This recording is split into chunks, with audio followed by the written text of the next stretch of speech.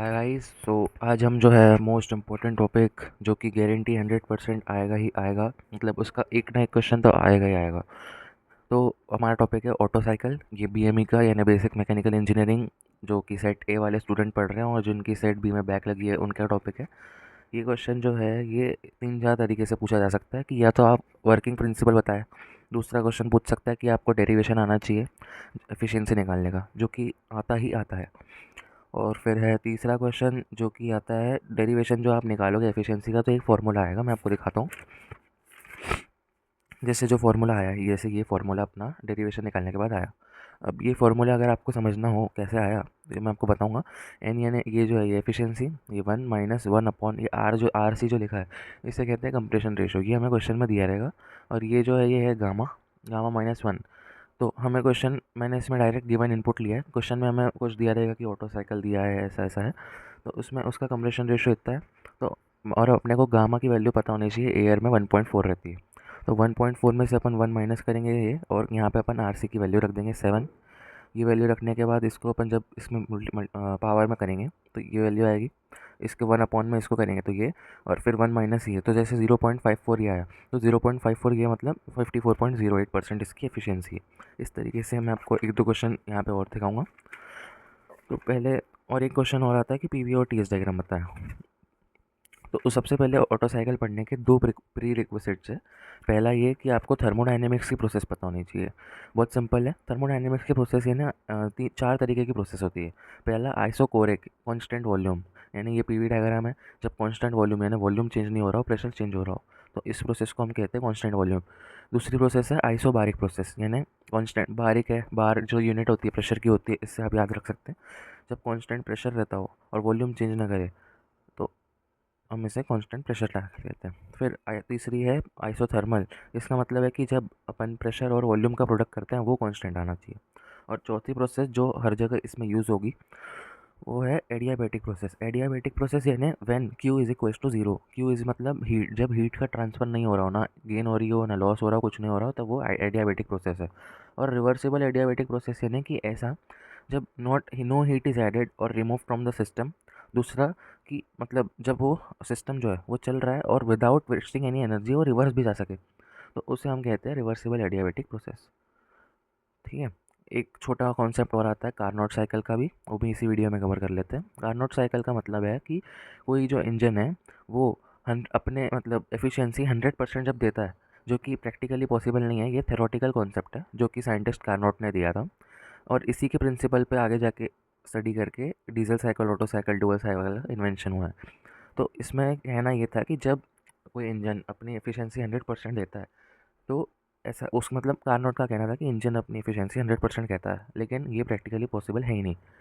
Sir मतलब practically engine 50, 60, 70, 80% दे देगा maximum से मैक्सिमम, उससे ज़्यादा नहीं देगा।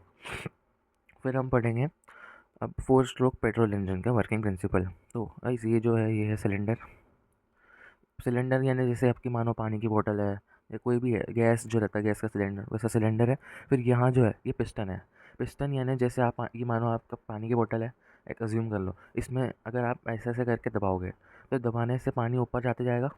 तो यही काम जो करता है वो पिस्टन करता है। और ये जो है ये कनेक्टिंग रॉड है जो कि क्रैंक शाफ्ट से कनेक्ट रहती है।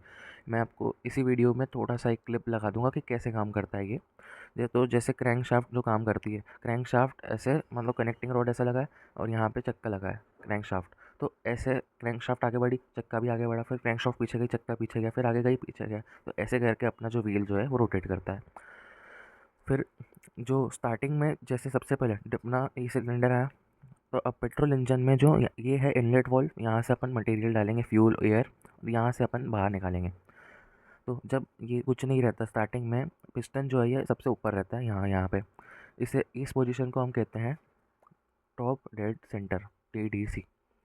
ठीक है, इतना समझ आ गया। अब इसमें इसको अपन ऑटो साइकिल को 2-3 नाम और है इसके, जैसे स्पार्क इग्निशन मेथड, दूसरा नाम है क्या कहते हैं कांस्टेंट वॉल्यूम साइकिल। ठीक है। तो अब अपन इसके 4 स्ट्रोक पेट्रोल इंजन को अपन इसके 4 स्ट्रोक के बारे में पढ़ेंगे।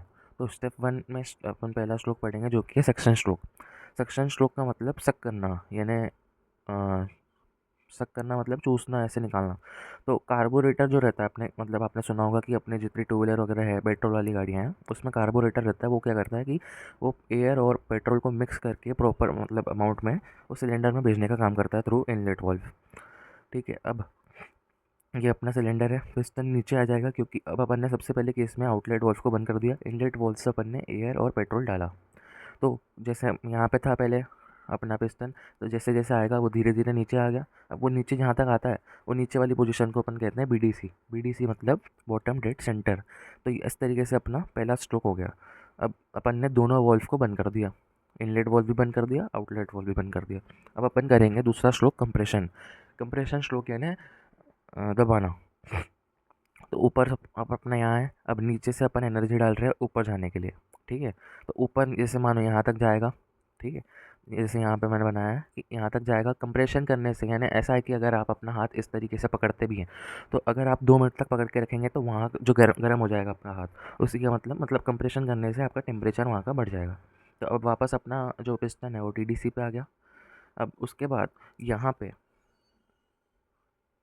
पे गाइस एक स्पार्क प्लग लगा रहता है। स्पार्क प्लग मतलब जो ऐसा मतलब जो क्या कहते हैं, जब कंप्रेशन स्ट्रोक अपना हो जाता है उसके बाद वहाँ पे एक स्पार्क जनरेट करता है। तो अब यहाँ पे अपना जो अंदर है वो एयर है और पेट्रोल है। अब पेट्रोल का स्पार्क प्लग अगर एक चिंगारी भी दे दे तो पूरा जल जाएगा, मेन अपने को जलाना ही है उसे। तो अब अपना यहाँ तक जैसे ये स्पार्क प्लग लगा है, अपन ने कंप्रेस कर दिया, सब छोटा छोटा हो गया, टेम्परेचर वहाँ का हाई हो गया। स्पार्क प्लग वहाँ से अपना वो करेगा, स्पार्क देगा। जैसे ही स्पार्क प्लग स्पार्क देगा वो ब्लास्ट होगा। ब्लास्ट होने से वापस से जो पिस्टन है वो नीचे बीडीसी पे आ जाएगा। तो बीडीसी पे आने के बाद उसको उसके 2 स्ट्रोक हो गए। जैसे पहला स्ट्रोक कब हुआ, जैसे चक्का है, पहले मानो ऊपर है, लेट्स से कि ऐसे पोजीशन है, ये चक्के का ऊपर वाला हिस्सा, ये नीचे वाला हिस्सा है। तो पहला सक्शन हुआ, तो सक्शन होने से ऐसा हो गया। ठीक है, फिर कंप्रेशन हुआ तो वापस ऐसा चक्का हो गया। फिर पावर स्ट्रोक हुआ तो वापस ऐसा हो गया। अब वापस अपन अगली इसकी बात करेंगे तो वापस ऐसा हो जाएगा, यानी 2 रिवॉल्यूशन 360 डिग्री के वो मारेगा। तो अब अपन देखते हैं कि चौथा स्ट्रोक जो है एग्जॉस्ट। एग्जॉस्ट में हम क्या करते हैं कि आउटलेट वाल्व को खोल देते हैं और वापस से इसको ऊपर लेके जाते हैं। जितनी भी जो गैसेस हमारी वेस्ट हो जाती है उसको हम साइलेंसर के थ्रू निकाल देते हैं।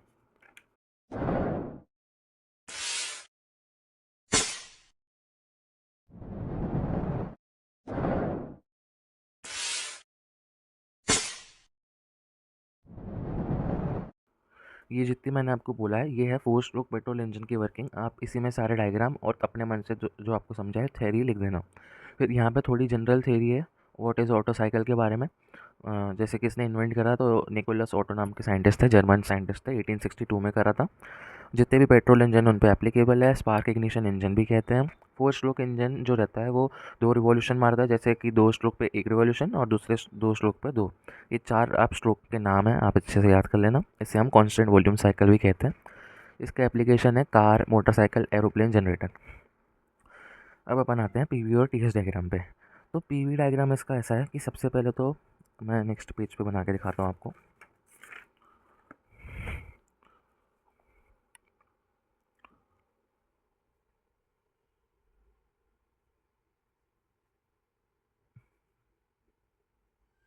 सो ये प्रेशर है एंड ये वॉल्यूम है। ठीक है, तो सबसे पहले अपना क्या हो रहा था, सक्शन। यहाँ पे अपना सक्शन हो गया। अब अपने को ये पॉइंट मिल गया। ठीक है, अब मैंने आपको पहले बताया कि ये जो साइकिल है इसका नाम है कांस्टेंट वॉल्यूम साइकिल, यानी वॉल्यूम पे ये कांस्टेंट होगी। कांस्टेंट वॉल्यूम साइकिल को हम क्या कहते हैं, आइसोकोरिक साइकिल। ठीक है, तो अब सबसे पहले ये जो प्रोसेस हो रही है इसे हम कहते हैं रिवर्सिबल एडियाबैटिक प्रोसेस। ये इसे हम हमेशा 1 पॉइंट नाम देना, इसे 2 पॉइंट नाम देना। यहाँ पे आने के बाद ये हो रहा है कांस्टेंट वॉल्यूम पे। ठीक है, यहाँ पे जो है हीट का हो रहा है सप्लाई, तो इस पॉइंट को हम देंगे Q1, heat supplied at constant volume. ठीक है, ये आ गया अपना थर्ड पॉइंट। फिर वापस से ये यहाँ आ जाएगा, इसे आप अच्छे से ड्रॉ कर लेना, अभी मेरी ईजी अच्छी नहीं थी। फिर ये आ गया अपना फोर्थ पॉइंट। ठीक है, इस तरीके से है। अब 1 से 2 जो प्रोसेस जा रही है मतलब ये साइकिल ऐसे जाएगी, ऐसे ऐसे और ऐसे।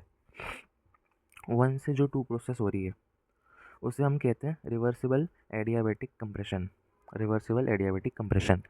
और 2 से 3 जो हो रहा है उसमें आप लिख देना कि heat supplied at constant volume. और देखिए कांस्टेंट वॉल्यूम पे हो रही है, वॉल्यूम चेंज नहीं हो रहा है। फिर 3 से जो 4 वाली प्रोसेस है उसे हम कहते हैं रिवर्सिबल एडियाबैटिक एक्सपांशन। इसी को हम कहते हैं पावर स्ट्रोक, जो अपन ने देखा था ब्लास्ट होने के बाद जो वापस से नीचे आता है। और 4 से 1 को हम कहते हैं heat rejection at constant volume. ठीक है, इस तरीके से होती है। और इसी तरीके से इसका टीएस डायग्राम भी बनता है, वो भी मैं आपको दिखा देता हूँ। जैसे आपने इस डायरेक्शन में करा है वैसे ही आप इस डायरेक्शन में 1 2 3 4 बना दें। अब अपन आते हैं इसके डेरिवेशन पे, जो कि गारंटी 5 नंबर में आप कितने भी क्वेश्चन पेपर देख लेना, ऑटोनॉमी के हो किसी भी हो, आता ही आता है। तो अब अपन डेरिवेशन शुरू करते हैं। इस साइन का मतलब है एफिशिएंसी का साइन है, सिंबल। अब आपको पता होना चाहिए कि एफिशिएंसी जो है वो होता है work done upon heat supply. ठीक है, और वर्क डन का मतलब होता है heat supply minus heat rejection. ठीक है, तो अपन यहाँ पे अपने को पता चला है कि वर्क डन का मतलब होता है heat supply minus heat rejection और अपॉन में हीट सप्लाई। और हीट सप्लाई को अपन यहाँ पे Q1 डिनोट कर देते हैं। जैसे यहाँ से हीट सप्लाई हो रही है, यहाँ अपन ने Q1 लिख दिया। यहाँ से हीट रिजेक्ट हो रही है, यहाँ पे अपन ने Q2 लिख दिया। तो अपन n is equals to Q1 minus Q2 upon Q1 minus Q2 upon में हीट सप्लाई यानी Q1, ऐसे लिख दिया। फिर अपन ने इसको अपॉन दूसरे के ऊपर कर दिया, ये कट जाएगा, ये 1 हो जाएगा और ये हो जाएगा माइनस Q2 अपॉन Q1। ठीक है, अब आपने जब थर्मोडाइनमिक्स पढ़ा हो नहीं पढ़ा हो, ठीक है, लेकिन ये पता होना चाहिए कि Q1 की जो वैल्यू होती है हीट सप्लाइड की, वो होती है MCV। मतलब ये तो CV इसलिए लिखा है क्योंकि कांस्टेंट वॉल्यूम पे हो रहा है। अगर कांस्टेंट प्रेशर पे होता, जैसे कि अगली वीडियो डीजल साइकिल में होगा, तो उसमें हम लिखेंगे MCP। तो MCV हीट सप्लाइड कहाँ हो रही है, 3 से 2 के बीच में हो रही है, तो अपन यहाँ लिख देंगे MCV T3 minus T2। Similarly Q2 में भी Q2 हीट रिजेक्शन, ये भी कांस्टेंट वॉल्यूम पे हो रहा है। ये डीजल साइकिल में भी कांस्टेंट वॉल्यूम पे होता है, ये डुअल साइकिल में भी कांस्टेंट वॉल्यूम पे होता है। तो MCV 4 से 1 के बीच में हो रहा है, तो T4 माइनस T1। ये हमें Q1 और Q2 की वैल्यू मिल गई। ठीक है, यहाँ पे भी लिखी है मैंने। अब अपन इस वैल्यू को इसमें पुट कर देते हैं। इस वैल्यू में जब अपन इसको पुट करेंगे, ये मैंने थोड़ा ऊपर नीचे लिख दिया था जो कट करा है। तो efficiency is equals to 1 minus Q2 है, Q2 की वैल्यू ये रही, Q1 है ये। तो MCV कट जाएगा। अब ये क्या बचा, efficiency is equals to 1 minus T4 - T1 upon में T3 - T2। अब अपने को क्या करना है, बस T1 मतलब T2 T3 T4 की वैल्यू निकालनी। ये भी बहुत आसान है। अब आपको इतना पता होना चाहिए कि कंप्रेशन रेशियो क्या होता है, और अगले वीडियो के लिए expansion ratio cut off ratio क्या होता है। तो मैं आपको इसी वीडियो में आपको बता देता हूँ। कंप्रेशन रेशियो मतलब जो रेशियो टोटल वॉल्यूम अपॉन में क्लियरेंस वॉल्यूम। अब क्लियरेंस वॉल्यूम क्या होता है कि क्लियरेंस वॉल्यूम मतलब जो सिलेंडर का हेड है, जैसे ये सिलेंडर का हेड है, सिलेंडर के हेड से लेके TDC तक का जितना वॉल्यूम है उसे हम कहते हैं क्लियरेंस वॉल्यूम। जैसे इसमें तो मैंने ज़्यादा बना दिया, जैसे इसमें देखिए छोटा रहता है क्लियरेंस वॉल्यूम। और स्वेप्ट वॉल्यूम भी देख लीजिए, जो जो नो TDC और BDC के बीच का जितना वॉल्यूम है, जैसे यहाँ TDC है, यहाँ BDC है, तो एज्यूम कर लेते हैं कि यहाँ अपना TDC है, तो ये जो वॉल्यूम है इसे हम कहते हैं स्वेप्ट वॉल्यूम, और ये जो वॉल्यूम है इसे हम कहते हैं क्लियरेंस वॉल्यूम। फिर इसके बाद कंप्रेशन रेशियो को मैंने आपको बता दिया, ratio of total volume upon में क्लियरेंस वॉल्यूम, यानी V1 अपॉन VC, और इसको आगे जाके V1 अपॉन V2 होगा। इसका मतलब ये है कि कितना फ्यूल जो अपना कंप्रेस हुआ है इंजन में बर्न होने से पहले। इसका सिग्निफिकेंस का भी एक बार 3 नंबर में क्वेश्चन आ चुका है, तो आप वो भी देख लीजिए। तो मैं 3 4 पॉइंट मैंने लिखे हैं कि अगर ज़्यादा कंप्रेशन हो रहा है यानी ज़्यादा पावर है। इसका एग्जाम्पल बताऊँ, यानी अगर आप बलून फुलाते हैं, आपने जितनी उसमें हवा भरी है, फिर उसको आप छोड़ेंगे ऐसे, मतलब बिना गार्ड बांधे उसको जब छोड़ देंगे तो वो उतना दूर जाएगा। और अगर आप कम हवा भरेंगे तो ज़्यादा दूर नहीं जाएगा। वही बात है, इसमें कॉन्सेप्ट है। और फिर बेटर फ्यूल एफिशिएंसी है, यानी जितना ज़्यादा अच्छा कंप्रेशन उतना ज़्यादा माइलेज। पेट्रोल में जो अपना कंप्रेशन रेशियो रहता है वो 8 से 15 का रहता है, डीजल में रहता है 15 से 22। ये आपको इस रेशियो में दिया रहेगा 8:1, 15:1। अब अपन वापस आ जाते हैं इसके डेरिवेशन पे। सो कंप्रेशन रेशियो को अपन RC से डिनोट करते हैं। इसको अपन V1/V2 लिख सकते हैं, इसको अपन V4/V2 भी लिख सकते हैं। क्यों लिख सकते हैं वो भी मैं आपको बताता हूँ। V1 और V2 इनके बीच में जो है कांस्टेंट वॉल्यूम है, ठीक है। तो या तो अपन V1 लिखे या V4 लिखे, वॉल्यूम तो दोनों पे सेम ही है, प्रेशर का डिफरेंस है, तो अपन V1/V2 भी लिख सकते हैं और V4/V2 भी लिख सकते हैं। फिर उसी तरीके से एक एक्सपांशन रेशियो होता है, उसकी भी मैं आपको डेफिनेशन बता देता हूँ। एक्सपांशन रेशियो का मतलब है ratio of volume to the volume at the end of cut off ratio. इसकी आपको डेफिनेशन से मुश्किल है आपको याद हो, ये याद कर लीजिए कि कंप्रेशन रेशियो जो है वो V1/V2 है। तो एक्सपांशन रेशियो V4/V3, 4 है, 1 2 3 4, तो 1/2 हो गया तो 4/3 हो गया। फिर इसके बाद अपना ये आ गया, इसका इसमें ज़्यादा यूज़ नहीं है। अब first process reversible adiabatic compression. Reversible adiabatic compression है, तो अब अपने को दो चीज़ पता है कि V1/V2 कंप्रेशन रेशियो होता है और V4/V3 एक्सपांशन रेशियो होता है। तो अब ऐसा है कि जब भी अगर अपन मानो T1/T2 लिखें, तो अपने को सामने वाले साइड T2/T1 लिखना पड़ेगा। सिमिलरली अगर अपन T2/T1 लिखें, तो अपने को सामने वाले साइड V1/V2 लिखना पड़ेगा। तो अपने को V1/V2 की वैल्यू पता है, तो अपन यहाँ पे लिख देंगे T2/T1 is equals to V1/V2। और ये रिवर्सिबल एडियाबैटिक कंप्रेशन है, इसलिए अपन इसकी पावर में गामा-1 हो सकता है आपको आर लगे, मैं गामा ऐसे बनाता हूँ, गामा-1। ठीक है, फिर यहाँ पे मैंने लिख दिया कंप्रेशन रेशियो, अपन ने यहाँ पे इसकी वैल्यू डिनोट कर दी। तो अब यहाँ से अगर अपन इसको इधर भेजेंगे और इसको इधर भेजेंगे, तो T1 की वैल्यू आ जाएगी T2 कंप्रेशन रेशियो R गामा-1। आई होप आपको समझा होगा, कैसे समझा। अब ऐसा आपको ये तो याद रखना ही पड़ेगा कि जब भी रिवर्सिबल एडियाबैटिक कंप्रेशन होगा तो उसकी पावर में गामा-1 होगा, और हमें V1/V2 की वैल्यू पता है, तो अपन T2/T1 लेंगे। फिर अपन सिमिलरली अपन को ये हुआ, अब रिवर्सिबल एडियाबैटिक कंप्रेशन हो रहा है, हुआ तो अब होगा एक्सपांशन। तो अपने को V4/V3 की वैल्यू पता है, जो कि आर ही होती है, तो अपन यहाँ पे T3/T4 लेंगे।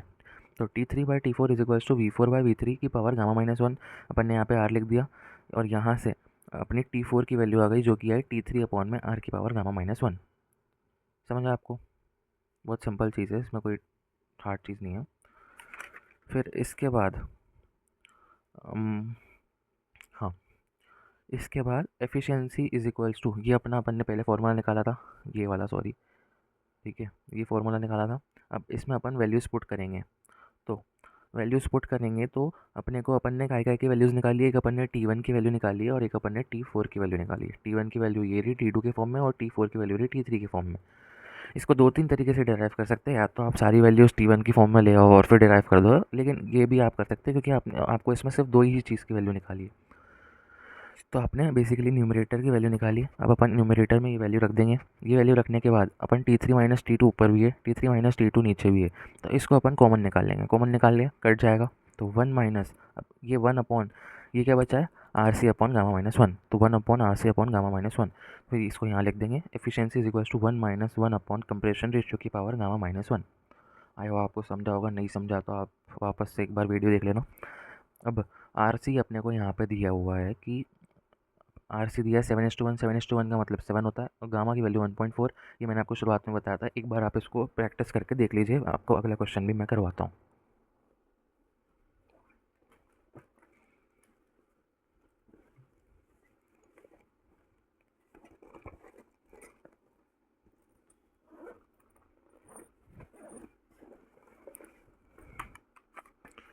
तो गाइस अब अपन अगला क्वेश्चन करते हैं, ठीक है। ये क्वेश्चन में अपन ने एक चीज़ और जोड़ दी, जो कि अभी अभी मैं अपने MST के पेपर में भी आई थी, आपके सेट में आई थी कि नहीं आई पता नहीं, कि एक पैसेंजर है जो कि स्पार्क इग्निशन इंजन यूज़ करता है। अब आपको ये इसलिए मैंने आपको बताया था कि स्पार्क इग्निशन इंजन यानी कि ये, अगर आपको स्पार्क इग्निशन इंजन का मतलब भी नहीं पता हो, तो आपको इस चीज़ से पता लगाने रहना है कि कंप्रेशन रेशियो जो है क्वेश्चन में 8 दिया है, और 8 जो है वो पेट्रोल का ही रहता है, डीजल का नहीं रहता। तो इस तरीके से भी आप पता निकाल सकते हैं। अब आपको पता है कि एफिशिएंसी जो होती है, एफिशिएंसी होती है 1 - 1/R की पावर गामा-1। ये फॉर्मूला होता है। गामा की वैल्यू दी है 1.4 और आर की वैल्यू दी है 8, ठीक है। अब अपन इसमें बेसिकली सिंपली वैल्यू पुट करेंगे, एफिशिएंसी इज इक्वल्स टू 1 - 1/8 की पावर 1.4 - 1। अब 1.4 - 1 यानी 1 - 1/8 की पावर 0.4 होगा, ठीक है। 1.4 - 1 को अपन ने 0.4 लिख दिया। अब अपन 0.4 की वैल्यु निकालेंगे, तो 8 की पावर 0.4, तो वैल्यू क्या आ गई है 2.29। तो 1 - 1/2.297, ये वैल्यू आ गई अपनी। अब अपन इसको 1/8 to the power 0.4 आ गया ये। अब 1 में अपना जो आंसर है वो लिख देंगे, तो ये अपनी वैल्यू आ गई है। इसको अपन ने 1 की वैल्यू निकाल ली। आप इसको इसमें मल्टीप्लाई करके वैसे भी कर सकते हैं जैसे आपको आए, बेसिकली मैं तो आपको ईजी मेथड बता रहा हूँ। तो 1 - 0.4352, यहाँ मैंने 4 वैल्यू क्यों लिए मैं आपको भी बताऊँगा। अब 1 माइनस आंसर कर देना, तो अपना आंसर फाइनल आंसर क्या आया, 0.5647। अपनी एफिशिएंसी क्या आई, 0.5647। अब 5647 का मतलब है कि 56.47% इंजन जो है वो एफिशिएंट है। इस तरीके से आपको न्यूमेरिकल करने को आएगा। अब अगला इसमें दिया है कि इंजन जो है वो 1500 किलो जूल की हीट जो है वो पर साइकिल रिसीव कर रहा है। तो इसमें आपको कुछ ज़्यादा नहीं करना है, इसमें जो भी आपका 0.5647 आया इसको अपने को इससे मल्टीप्लाई कर देना है। तो अपना क्या आया है, 0.5647 इंटू 1500 दिया है, कितना आया, 847.05। ये अपना आंसर आ गया कि इतना इंजन जो है वो हीट पर साइकिल पे रिसीव कर रहा है। ठीक है, तो थैंक यू गाइस। अगर आपको कोई डाउट आया तो एक बार आप पहले वापस देख लीजिए वीडियो, और आई थिंक आप लोग मुझे जानते हो, तो आप मुझे मिल लीजिए। Bye guys.